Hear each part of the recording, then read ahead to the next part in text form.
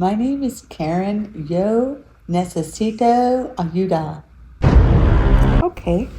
Well, Karen, the first step is admitting that there's a problem. So I want you to repeat after me. Yo necesito. Necesito. Too fast. Necesito ayuda. Ayuda. Okay, that was better, Karen. What helped me is just remembering that the vowels in Spanish are a, e, I, o, u. What are the vowels? A, E, I, O, U. Okay, muy bien. So because o is o, you don't say yo necesito, you say yo necesito. Yo necesito. There we go. Entonces, Karen, ¿cómo se dice en español I am pretty? Yo estoy bonita. What Karen said, yo estoy bonita, is often a source of controversy for Spanish learners. It's important that we learn the difference between ser and estar, the two most important verbs in Spanish. Yo estoy bonita means I am pretty temporarily, maybe because of the makeup I'm wearing or my choice of clothing. But yo soy bonita means I'm pretty, period. Estar is used to talk about temporary states, while ser is used to talk about permanent characteristics. I did a great video on the difference between the two, so please watch that video. I will put it in the comments to accelerate your Spanish. Many Americans struggle with this phenomena that we call the Gringo accent. So I see a gentleman over there. I'm going to speak to him and see if he speaks Spanish and if he also has the Gringo accent. Hola, señor. ¿Cómo está? Hola, how are you doing? I'm well, thank you. ¿Usted habla español? Poquito. Okay. So, can you tell us your name? ¿Nos puede decir su nombre?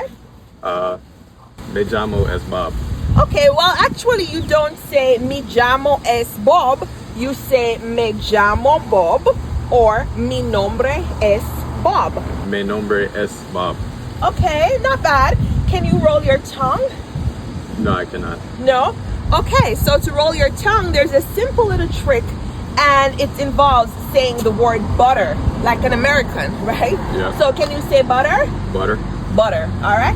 So the same place your tongue goes when you say butter, like at the roof of your mouth, then that's where it goes for you to roll your tongue as well, okay?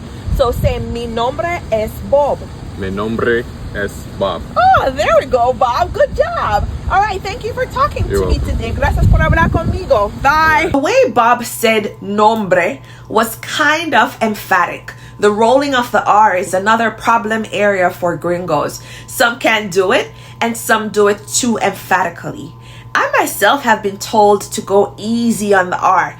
However, I will say that it may be a personal preference because I've heard some Spanish speakers say, yo escucho la radio todos los días with an emphatic pronunciation of radio, while others go lighter and say, escucho la radio todos los días. So I often wonder if it is not a regional thing. The jury is still out on this one. All right. Hola, señor. ¿Usted habla español? Poquito. Okay. I'm going to show you a word, and I'm going to ask you to pronounce it in Spanish, okay? This is the word. How do you pronounce this word? Elia. Elia. Okay, nice try.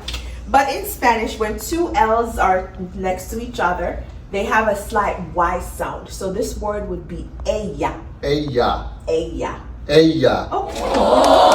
All right. The next word I'm going to show you is this one, okay? How do you say this word? Nino. Well, when there's a tilde on the end, you say niño. Niño. Niño. Niño. Okay, so let's do that again. What is this word? Ella. All right. And then this word. Niño. Oh, perfecto. Muchas gracias. Mucho gusto. In my case, I am a Jamaican who speaks fluent Spanish. And so whenever I would tell my students, for example, cállate la boca, they would just die with laughter because that Jamaican accent still comes out. Don't be obsessed with getting rid of your Gringo accent, but rather find a way to make it work for you and make sure people can understand what you are saying. Everybody who is learning a second language is going to have an accent. Now, the problem is when you are communicating to others and they cannot understand what you're saying. That's when the Gringo accent becomes problematic. So your aim, your objective is supposed to be proper communication. Can people understand the words that are coming out of my mouth? Or are they constantly saying, ¿Qué? ¿Cómo? ¿Qué dijiste? And if that's the case, then you know you have a problem and you should work on accent reduction. But there's a beauty in people who have accents and are speaking a second language. Think about Sofia Vergara. She is hilarious. The way she speaks English, it's very clear. You can understand what she's saying, but she definitely has an accent and it's hilarious, it's beautiful, it's all of these things. Your Gringo accent can do that for you as well, but like I said before, you have to focus on being comprehensible. So instead of saying tengo hambre, say Tengo hambre. hambre, because the H in Spanish is not pronounced. And instead of saying mi perro se llama Max, Mi perro se llama Max. okay, because the double R's requires an emphatic rolling of the tongue. Okay? Next, instead of saying gracias, Gracias. gracias, okay?